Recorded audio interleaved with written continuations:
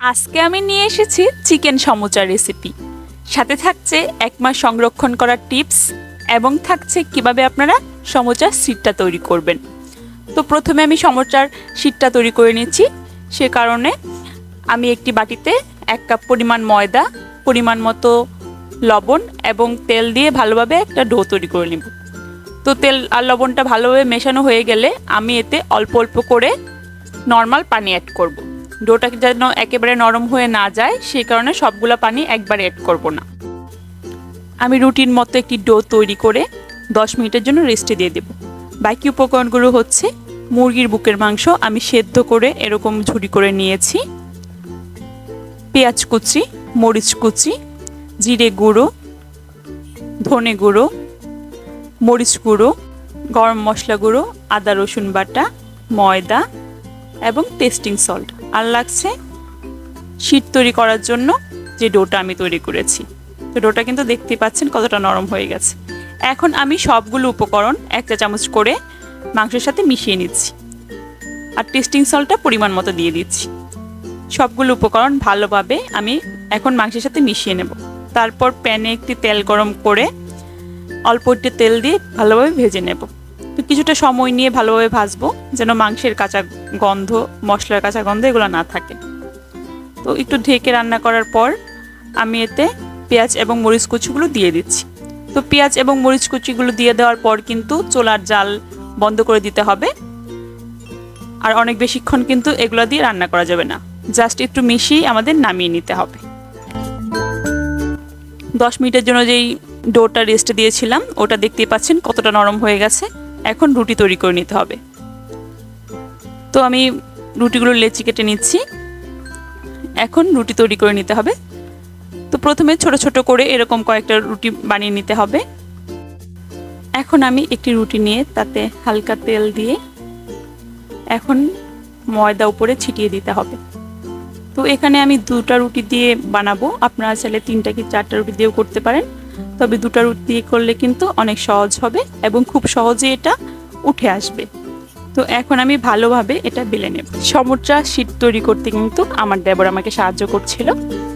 তো রুটি বানানো এবং সমোচা তৈরি করা পুরোটাতেই কিন্তু ও আমাকে সাহায্য করেছে। মোটামুটি পাতলা করেই কিন্তু এটা বেলে নিতে হবে। এখন আমি চুলায় একটি প্যান বসিয়ে দিয়েছি, তাতে রুটিটা দিয়ে দিচ্ছি। আমার প্যানে হালকা একটু তেল ছিল, বাট আপনারা তেল ছাড়াই কিন্তু এটা ভেজে নিতে পারবেন। এক পাশ ভাজা হয়ে গেলে উল্টে আরেক পাশ ভেজে নিতে হবে। খুব বেশি টাইম নিয়ে না, জাস্ট কয়েক সেকেন্ড সময় নিয়ে 2 পাশটা হালকা ভেজে নিলেই কিন্তু হয়ে যাবে। তারপর এটা নামিয়ে কিছু সময়ের জন্য ঠান্ডা হতে দেব। ঠান্ডা হয়ে গেলে কিন্তু এটা অটোমেটিকই দেখতেই পাচ্ছেন খুলে চলে আসছে। তো এভাবে আমি সবগুলো বানিয়ে নিয়েছি।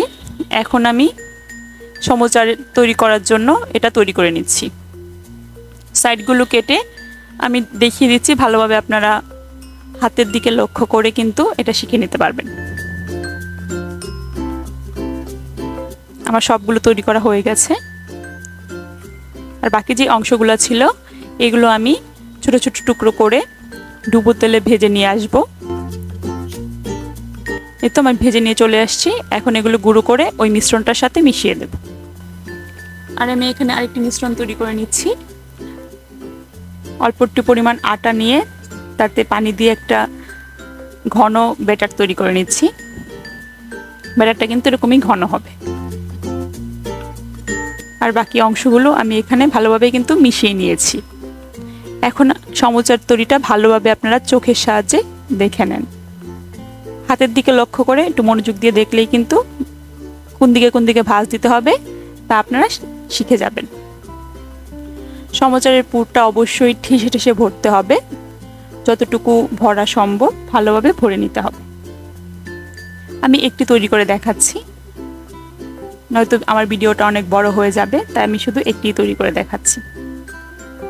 হাতটা ভালোভাবে লক্ষ্য করেন, তাহলেই কিন্তু আপনারা ভালোভাবে শিখে যেতে পারবেন।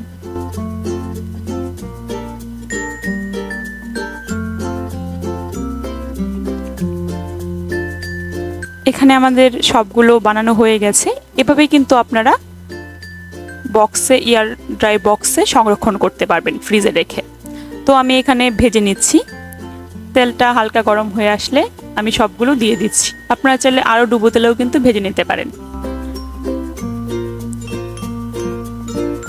এক পাশ হয়ে গেলে উল্টে পাল্টে ভালোভাবে ভেজে নিতে হবে। আর এগুলো কিন্তু মিডিয়াম আঁচে ভাজতে হবে। যেহেতু আমি মাংসটা আগে একটু রান্না করে নিয়েছি, তাই মিডিয়াম আঁচে হালকা লাল লাল করে ভেজে নিলেই কিন্তু হয়ে যাবে। এই অবস্থায় কিন্তু আমাদের চুলা থেকে নামিয়ে নিতে হবে, কারণ হচ্ছে এটা নামানোর পর আর একটু কালার চলে আসবে।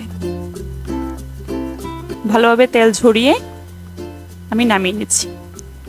তো এই তো আমার সমোচা রেডি হয়ে গেছে। এটা খেতে কিন্তু একদম দোকানের মতোই ছিল। আপনারা অবশ্যই বাসায় একদিন ট্রাই করবেন। যে কোনো সময় বাচ্চাদের টিফিনেও কিন্তু এটা আপনারা দিয়ে দিতে পারেন।